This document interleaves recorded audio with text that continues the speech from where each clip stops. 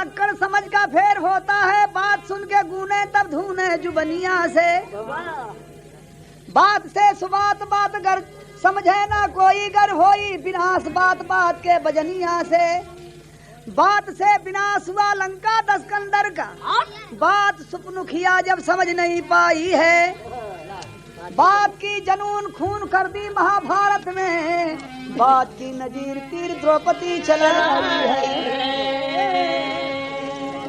बातें से कत्ल हो जला, बात से महाभारत हो गए, और बातें समझ नहीं आल तो लंका का नाश हो गए। राम के आगे गईल कि हमसे ब्याह कहला, राम कहल कि हमार ब्याह हो गल बा। तो लक्ष्मण जी के लगे गईल, वो कहल कि हमार ब्याह हो गल हो, लेकिन ओकरे समझे में नहीं हरामजादी की, और समझ के हट गईल हो तो न कटल होत, न कटैया भयल होत, न इतनी लड़ाई झगड़ा भइल होत, न लंका जलल होत। हाँ देखा, द्रौपदी दुर्योधन से कहलिन, जब बेचारा बिछला के गिर गए, ओकरे समझे में नहीं आयल कि पानी हो कि सुखल हो। जहाँ सुखल हुआ पानी मालूम दे, जहाँ पानी वहाँ सुखल मालूम दे, ऐसा बनावल रहल। गिर गल बिछला के पानी में, तो द्रौपदी हंसलिन और कहलिन कि अंधे के अंधे होते हैं। दुर्योधन के बात लग गई, बात की नजीर तीर द्रौपदी चलाई है। ये अंधा के अंधा वाली बात खल गई, और वही समय प्रतिज्ञा कैले कि तुहार यह बात का बदला हम ले कब, कि जब तुहार नंगी करके जंघा पर बैठाई। यही बदे महाभारत है। तो ध्यान दें आप लोग, बात का बतक्कड़ समझ का फेर होता है। बात उर में धसे तो धसा ही करे, बात धध के जिगर तो दबाई नहीं। बात उर में धसे तो धसा ही करे, बात उर में धसे तो धसा ही करे, बात धध के जिगर तो दबाई। बात उर में धसे तो धसा ही करे, बात धध के जिगर तो दबाई नहीं। बात उर में धसा तो धसा ही करे, बात धध के जिगर तो दवाई नहीं। बात समझे नहीं तो समझ के रहे, बात समझे नहीं तो समझ के रहे, बात समझे नहीं तो समझ के रहे। बात समझे नसीहत भलाई नहीं, बात समझे नसीहत भलाई नहीं, बात समझे नसीहत भलाई नहीं, हो भलाई नहीं, हो भलाई नहीं। कहूँ एक दोस्त नौ जिला का ज्ञानी, खासे गांव में घनश्याम रहे सैलानी। गांव के माने जाने धनी व किसान रहे, घनिष्ठ प्रेम था वो गांव के प्रधान रहे। चला टक्कर उनको 40 एकड़ जमीन रही, छलकती पानी उनको खेती। हाँ हाँ, छलकती खेती उनको पानी की मशीन रही, छलकती खेती उनको पानी की मशीन रही, छलकती खेती उनको पानी की मशीन रही। जीत पाना कठिन है महाकाल से, स्वर्गवासी हुई घर लुगाई नहीं। एक बेटवा रहा उसकी दुल्हन रही, एक बेटवा रहा उसकी दुल्हन रही, एक बेटवा रहा उसकी दुल्हन रही। किंतु औलाद आंचल में पाई नहीं, किंतु औलाद आंचल में पाई नहीं, किंतु औलाद आंचल में पाई नहीं, पाई नहीं, पाई नहीं। हाँ ध्यान दें, आप लोग ने बिसर जाई। चारे प्राणी रहलन, गांव के बहुत प्रतिष्ठित आदमी प्रधान जी जगह कहल जला। निर्विरोध हर प्रधानी में जब चुनाव लड़े के हो तो निर्विरोध चुन जाए, और ईमानदार रहलन, सच्चा रहलन, व्यवहारिक रहलन। उनका नाम रहल दादा घनश्याम सिंह, सब लोग कहे उन्हें। व्यवहार कुशल आदमी रहलन, लेकिन संजोग जब गड़बड़ायल,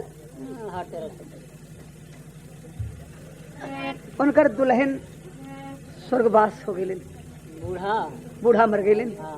अब बच गए 3 प्राणी, बुढ़ऊ के बेटवा और पतोह गौना आयल रहल। पतोहिया के गोद में अभी कोई बाल बच्चा नहीं हो, तब तक बेटवा का भी नंबर आ गया।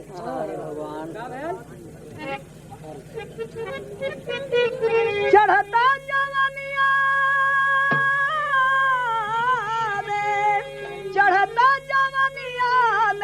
गईल हो उनकर ललना सनहिया बिसर गईल हो उनकर ललना सनहिया बिसर गईले हो उनकर ललना सनहिया बिसर गईले हो झंख घन श्याम दिन रात ले बुढ़ाई झंख घन श्याम दिन रात ले बुढ़ाई ईसा कल जवाब तोहिया जलाई ईसा कल जवाब तोहिया जलाई अरे ठीक कुछ दिनवा गुजर गईल हो उनकर ललना सनहिया बिसर गईल हो उनकर ललना सनहिया बिसर गईले हो उनकर ललना सनहिया बिसर गईले हो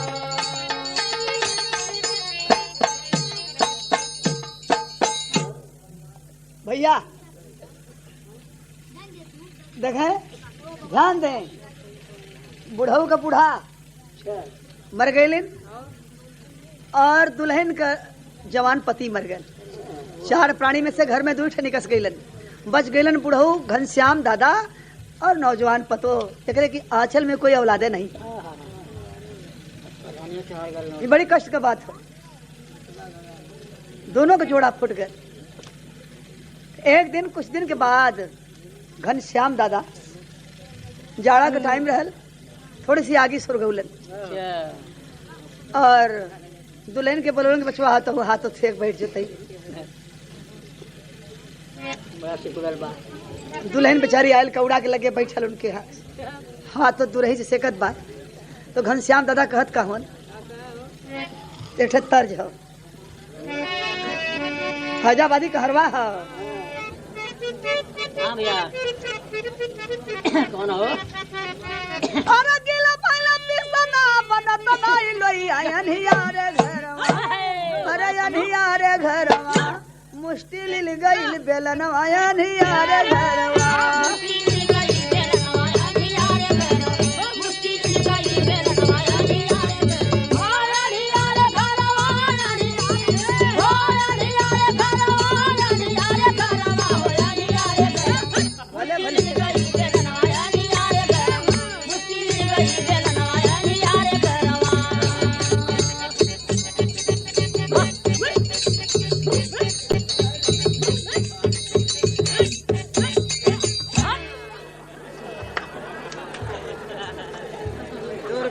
वादक को महंत जी की तरफ से अच्छा 2 रुपया ढोलक वादक को महंत जी की तरफ से मिला है हमारे पूरे पार्टी से प्रणाम पहुंचा ला ला ला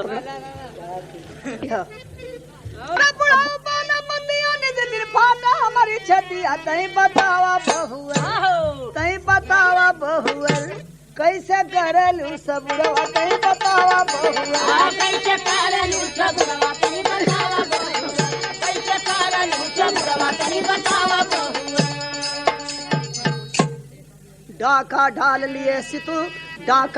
लिए सुत मोरा बने राम निर्दैया अरे ढोंगी आग में डूबा गया मरी बोल दिया नहीं आतई बतावा बहुअर कैसे घोटलू जहरवा तई बतावा बहुअर कैसे घोटलू जहरवा तनी बतावा कैसे घोटलू जहरवा तनी बतावा तेरे बचवा हम तो तुम्हें के देख के परेशान है कि कैसे तय जहर घोट के जियत है तो पतोहिया का कहत बा आग लगा सैया तोरे नशा के पियाई में अरे तना दर्द होला अरे इनके करियाई में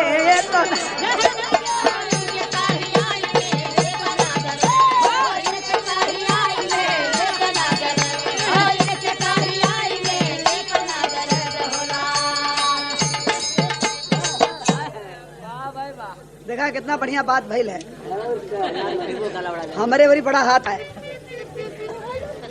काला पतोहिया बाबा पुरबुज की कमाई में अगिया लगौल विधना तोहरी बुढ़ाई में अगिया लगौल विधना तोहरी बुढ़ाई में अगिया लगौल विधना तोहरी बुढ़ाई में अगिया लगौल विधना तोहरी बुढ़ाई में वो तोहरी बुढ़ाई में अगिया लगौल विधना तोहरी बुढ़ाई में अगिया लगौल विधना तोहरी बुढ़ाई में अगिया लगौल तो यह का कहत बा उनकर बुढ़ऊ के जवाब देत ह कि था नाही राउर बाबा हवा बुद्धिमानवा नाही राउर बाबा हवा बुद्धिमानवा नाही राउर बाबा हवा बुद्धिमानवा देहला दिखाई बन के गाँव का प्रधानवा देहला दिखाया बन के गाँव का प्रधानवा देहला दिखाया बन के गाँव का प्रधानवा धनवा का मोह छोड़ा उनकी तू जुदाई रे अगिया लगौले धना तो हरी बुढ़ाई में अगिया लगौले धना तो हरी बुढ़ाई में अगिया लगौले बाबा अब तो भगवान बिगाड़ी दिलन हमार, लेकिन आप हिम्मत न छोड़ें, आप बुद्धिमान हवन और गांव के प्रधान भी रहलन है। संजोग से एदा पारी का चुनाव हार गए हवन। गांव के एक ठे रंगबाज सबके तहला के वोट ले ले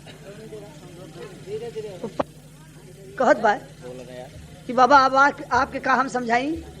कहेंगे बिटिया ये सब इतना धन दौलत, खेती 60 बीघा खेत, 40 एकड़ जमीन, पंपिंग सेट, ट्रैक्टर, पक्का मकान, ये सब के ले हम बाबा जे रही उ ले। अब हमने का कर ले, भगवान आपो को बिगाड़ दिलन, हमरो बिगाड़ दिलन। कहाँ बचवा हम एक बात सोचले है, यही बदे तो के बैठौली है लगे कि तई हमने दोनों जने बस यही घरे में बचल बाई तो कुछ सलाह करल जाए। एक ठे तर्ज बा, वो तर्ज बा कि नई नई प्रीत लगल यही रे से, अरे नई नई प्रीत लगल यही रे से, हम गवनवा नहीं जाब।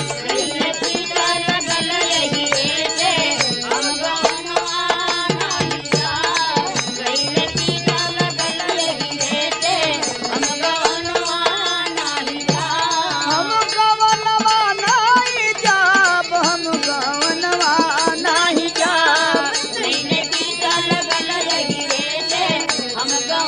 बुढ़ऊ कहे पतोहा मनवा, बुढ़ऊ कहे पतोहा मनवा, एक यार मनवा हमरे बाए।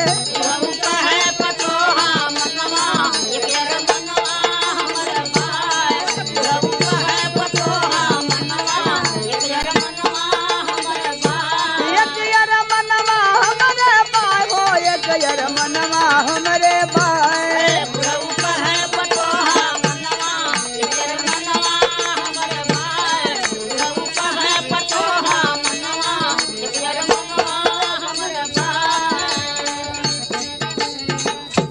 भैया हमार गनवा के पहले ही बता दिलिए प्रधान जी कहत हन पतोहा से कि हमरे दिल में एक अरमान बा और कहिए से लहर मारत हो तुम्हें देख देख के हैं, लेकिन तोहसे हम जौन कहत है ओके निर्मल मन से सोचिहा, पाप वाले मन से नहीं। निर्मल विचार करके सोचिहा और सोच के ओके अपने आत्मा में रखिहा, क्यों से कहिया मत। अपन विचार प्रकट करत हम पतोहिया से। हाँ बुढ़ऊ कहे पतोहा मनवा, एक है अर मनवा हमरे बाए।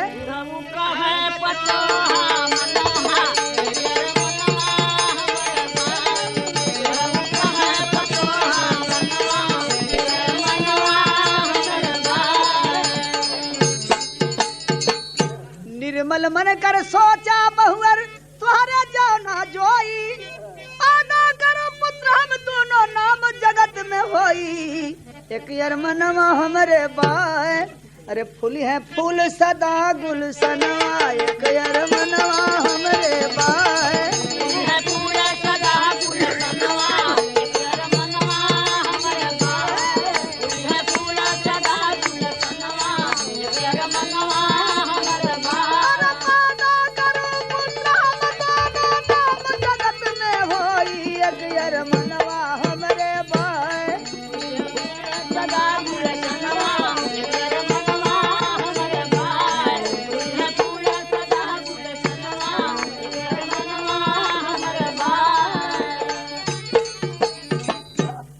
आवा हम हो दोनों जने मिल के और पुत्र पैदा करल जाए, और एक ठे नहीं 3 ठे। देखा ये बात एकदम निर्मल मन से सोचे कहत हो और दोनों जने मिल के 3 पुत्र पैदा करल जाए और वह तीनों का नाम का रखब इहो पहले ही पतोहिया से बता देते हो। 3 गो ललनवा बनैया सारा कमवा गौवा का मन बहु गौवा का मन सिंगार बहुअर मानी मानीला कहनवा हमार बहुअर मानी मानीला कहनवा हमार बहुअर मानी मानीला कहनवा हमार मानीला कहनवा हमार बहुअर मानीला कहनवा हमार बहुअर मानी मानीला कहनवा हमार बहुअर मानी मानीला कहनवा हमार बहुअर मानी मानीला कहनवा हमार बहुअर मानी मानीला कहनवा हमार बहुअर। हाँ ध्यान दे भैया, लड़का भाई होए वाला लेकिन नाम पहले ही से रखा जाता तो नाम सागर शीतल शारदा नंद धर्म नमवा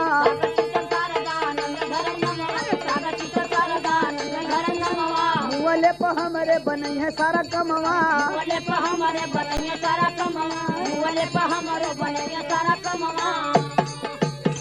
कहला पतोहिया तो बनला पटोहिया घरवा में हम के निहार बहुअर मानी मानीला कहनवा हमार बहुअर मानी मानीला कहनवा हमार बहुअर मानी मानीला कहनवा हमार बहुअर मानी मानीला कहनवा हमार बहुअर। निर्मल मन से सोचे करने लेकिन पतोहिया गलत मन से सोच गई। एक लड़का का नाम रखब सागर सिंह, दूसरे का नाम रखब शीतल नंद और तीसरे का नाम रखब शारदानंद। ये 3 लड़का पैदा करल जाए। हम तो दोनों जने मिल के निर्मल विचार से, लेकिन पतोहिया का मन जौन बा गंदा विचार की ओर चल गए, समझ में नहीं आयल तो का सोचत हो तेरी। अरे लंका में का लगई है अगिया बिगड़ल ईमान बाबा भारी भैला शंका, लंका में का लगई है अगिया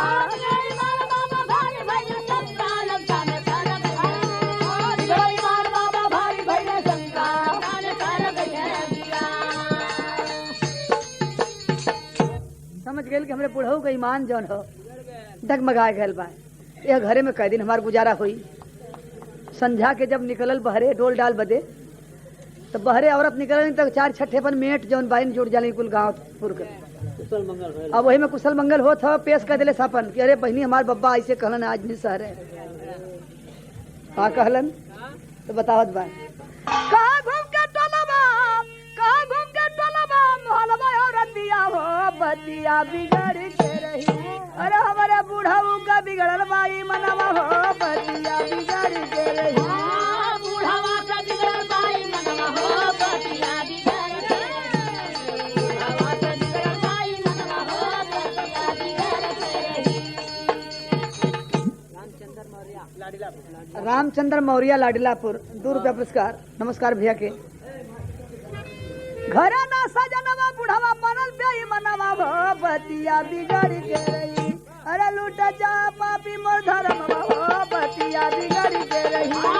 लूट जा पापी मोर धर्म हो बतिया बिगड़ के रही। लूट जा पापी मोर धर्म हो बतिया बिगड़ के रही।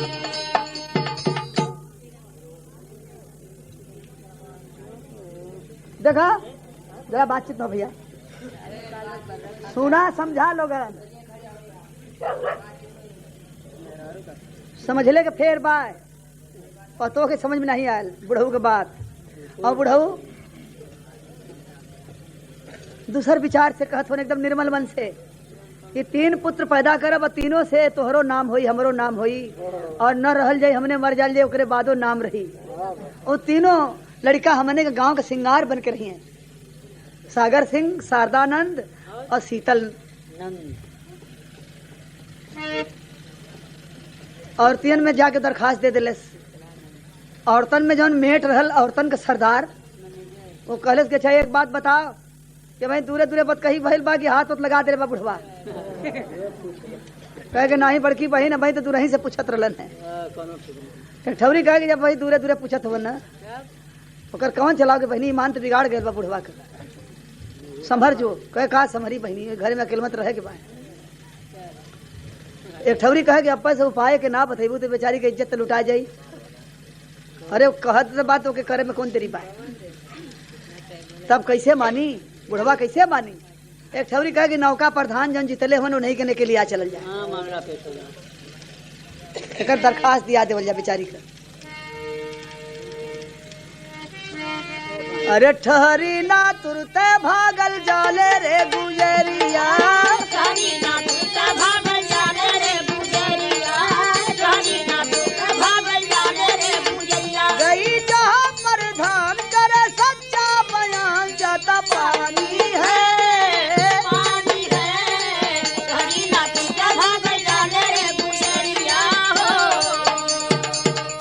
नौजवान प्रधान गाँव का रहा नया एक गुंडा हो, नौजवान प्रधान गाँव का बड़ा नया एक गुंडा हो। सुन के बात दुल्हनिया का चढ़ गया लपका ले अंडा हो, उनके बाद दुल्हनिया का चढ़ गया लपटा ले अंडा हो। बड़ा हरामी बा बुढ़वा अपने को समझे पंडा हो। अरे डंडा मारो ने समझाई पंचायत में गोरिया, डंडा मारो ने समझाया पंचायत में गोरिया, डंडा मारो ने समझाया पंचायत में गोरिया। करना सच्चा बयान याद कर जुटाम जाता पानी है, पानी है। हरी ना तू भागल जाले रे गुजरिया हो। प्रधान के सब औरत लिया गई और खाली दहलाए के प्रधान हो गए। तब प्रधान जी देखल कि कई मेहरारू आयल हैं, एक ठे घूट कर ले बार का बात है भैया, दादा का पतोह बार और उनका बेटवा तो मरी गल जनता हुआ है का भैल पतोहिया से ऐसे ऐसे कहले हो कि हम तुम मिल के 3 लड़का पैदा कर जाए। अरे बाप रे बाप, अब दुनिया में आग लगे वाला है का। को बुढ़ऊ घनश्याम ऐसे कहलन, कह कि हाँ भैया ऐसे कहलन। अब बतावा बेचारी कैसे इज्जत रही वही घरे में रहे के बाद। अच्छा तब देरी ना करे के जरूरत हो, आज संझा के हम सबके घरे घरे जुट के जुटाई जाए के जुटाई, और तू खड़ी होके प्रधान के खिलाफ बयान दिए तो वही ठे मुझसे उलट के बांधा और बांध के 4 लात लगाई बने भरे समाज के अंदर। तब उनका बच्चों का आदत छोटी। अब तो नौका प्रधान के ऐसा मौका मिल गल गेदा पर ही दबोच देंगे, फिर सामने खड़े हुए लाग न रह जाए। अपने घूम घूम सबके घरे कहे कि भैया घनश्याम दादा का उनके पतोह के झगड़ा फंस गई बा। आज संझा के 6 बजे जुटिया लोगन सब जुटल, और घनश्याम बेचारू के पता नहीं कि हमारे दुआरे आदमी जुटत हुन का बात हो। सब जुट गए। तब नौका प्रधान अलन, कहत हुन कि कहो दादा ये लोग काहे बदे जुटल हुन। कहें भैया हमें का पता, कहें कि तुहार तुहरे पतोह कोनो झगड़ा फंस गई हो। कहे हमें इहो नहीं पता कि हमारे को झगड़ा कब भल कब फसल। तो ये लोग ऐसे जुट गए हुन। कहें भैया हम तो ना बोलो ले क्योंकि। तो नौका प्रधान कहते कहाँ हाथ दुल्हनी आओ के बुलाओ तो जौन दुल्हन की एक बित्ता घूट काढ़े वाली उस समाज के अंदर मुंह खोल के खड़ी हो गई। हाँ पपटा कर दिया। अरे पहले से घनश्याम सिंह का पानी ज्ञानी चमकल बा, जुटे से गोड़ो पंचों में प्रधानी पानी चमकल बा।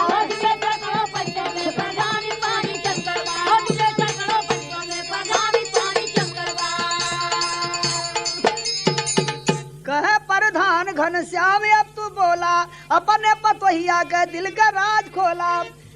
कहा पतोहा पहले कुल कहानी पानी चमकल बात, अब पीछे पंचो कहबे हम जुबानी पानी चमकल बात।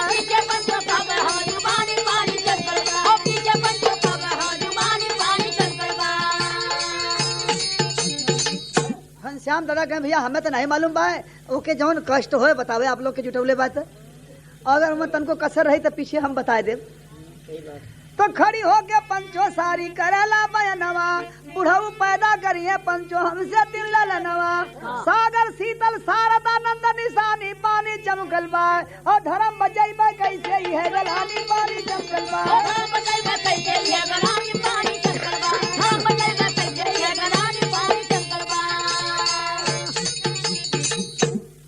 पंचो हमार बब्बा हमसे यह कहलन कि हमहू तुह निर्मल मन के 3 लड़का पैदा करल जाए। एक का नाम रखब सागर सिंह, दूसरे का शीतल नंद, तीसरे के शारदा नंद। बताओ पंचो हमारा धर्म कैसे रही। अरे का प्रधान घनश्याम अब तू बोला, कहली पतोहा जो गुस्सा भवा मझार, खाद सही माँ की झूठ बाबा चलिया, अपने जुबनिया से करा निर्वाण। अज्ञानी घनश्याम बोले साच बाबा चनिया, कहली पतोहा जो गुस्सा में हमार। अब घूम के प्रधान बोले जन्मी जो ललनवा, पोता बनई बाकी बेटवा संसार। कहे दादा ये बात सही हो? कि हाँ सही है भैया कहले। तो ये बतावा कि पतोहिया से जब 3 ठे लड़का पैदा करबा, ओके बेटवा बनेबा कि पोता बना के रखबा। तो चट से घनश्याम बोले बेटा वाले बढ़ के, अरे दादा पर दादा बनिए गांव का सिंगार। कहे भैया वो लड़कवा तीनों ने बेटवा बनिए ने पोता, वो गांव भरे के दादा पर दादा बन के रहे। तब तो क्यों हर से डंडा उठौले से, क्यों हर से जूते तान के दौड़े मार सारे के धर सारे के। आप का लड़का पैदा करिए गांव भरे के दादा पर दादा बन के रही। कहे घनश्याम तो बेटा वाले बढ़ के, अरे दादा पर दादा बने गांव का सिंगार। छन में बिगड़ गई गौवा का लोगवा, मारे धाए सबई तब बोले फटकार। कहे बस पंचो समझ ले के फेर हो। तो लोग के समझ में ना आया तो हरामी नहीं है, समझ ले। अरे समझी नहीं पतो हम समझ का फेर बाबूजी, कह के ले हली मरई जल्दी आया नेर बाबूजी। कह के ले हली मरई जल्दी आया नेर बाबूजी, कह के ले हली मरई जल्दी आया नेर बाबूजी। भैया बैठ जा खट से, जे गाना का पोल जब अब खुले वाला है। इतना जायदाद हमार 60 बीघा जमीन, पक्की कोठी, पंपिंग से ट्रैक्टर, कुछ नगद रुपया हमरे पल्ले हो। लेकिन पतोहिया से हम कहली कि कुल के ले। निर्मल मन करके सोचा 3 ठे लड़का पैदा कर ले, हमहू तो जो नहीं मिल के। और वो लड़कवा कौन पैदा करे कहली भैया लोग आप लोग ना समझ रहा, सब लोग मरही धावत हुआ हमें। वो तीनों गांव का परदादा दादा कैसे बन के रही हैं कि गांव के पूरब तरफ हम सजली एक थे खूब बढ़िया पक्का पोखरा खनवा दे, जेकर नाम रखब सागर सिंह। यार गांव के दक्षिण ओर एक थे धर्मशाला बनवा दे, जेकर नाम शीतल नंद। जे कोई गरमाए लावत गांव के बियाह बारात सब में बैठत, पोखरा में सब नहात, गऊ पानी पियतीन। यार पश्चिम तरफ एक थे बनवा ले कन्या पाठशाला, गांव के लड़की पढ़तीन। यह 3 लड़का तो पैदा करे के हम रही है। और सागर बनिया पोखरा शीतल बनता धर्मशाला, सागर बनिया पोखरा शीतल बनिया धर्मशाला, और सागर बनिया पोखरा शीतल बनिया धर्मशाला। शारदा नंद एक बनत पाठशाला, शारदा नंद खोल माई पाठशाला, और शारदा नंद खोल माई पाठशाला।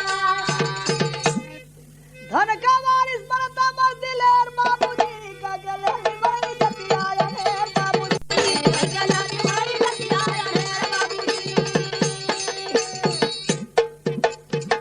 ये सब धनमा वही में लगा देत, जौन एमन से कमाई धमाई हो तो कुल टूटत फूटत तो मरम्मत हो तो कर, हम लोग तो दुनिया से चली जाई। तो भैया यह तो हमारे तीनों लड़का पैदा करके विचार रहल है, तो न तू है लोग समझला न पतोहिया समझ ले।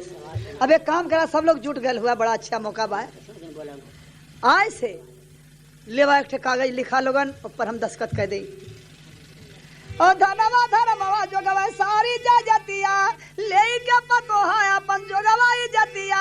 संजावैया बिंद्रावन सवेर बाबूजी, का के लेली भाई जतिया ढेर बाबूजी, का के लेली भाई जतिया ढेर बाबूजी, का के लेली भाई जतिया ढेर बाबूजी। और संजावैया बिंद्रावन सवेर बाबूजी, का के लेली भाई जतिया ढेर बाबूजी, का के लेली भाई जतिया ढेर बाबूजी, का के लेली भाई जतिया ढेर बाबूजी। सब हाथ जोड़त हो, गोड़े बगिरत हो। दादा बड़ा बढ़िया सोच रहा, हमने के समझ में नहीं आयल। कहे भैया यही से न जे हमें रोज परगी करत रहले, रोज वो जूता लेके दौड़त बा मारे बदे, तब हमार अब रही का गैर। अरे प्रधानी में हारी गईली और व्यवहारों में हार गईली आज हम। तो पंचो ये हमार पतो है जौन बाय ये गांव भरे के हम सपूरत करे थे अगर इज्जत पानी तोहन के हाथे हो धन दौलत सब तोहन के हाथे सपूरत करे थे धन धर्म सब जो गया हमार लोगन अब हम जाते मथुरा वृंदावन वो हरे रहब अब गांव में मुंह दिखावे लगना रह गेली सब लोग मनावत है समझाओ तो गए बस बस बस हो गई हमार कुल पलाने फेल हो गई पूरा विश्वनाथ बुढ़वा वृंदावन जाई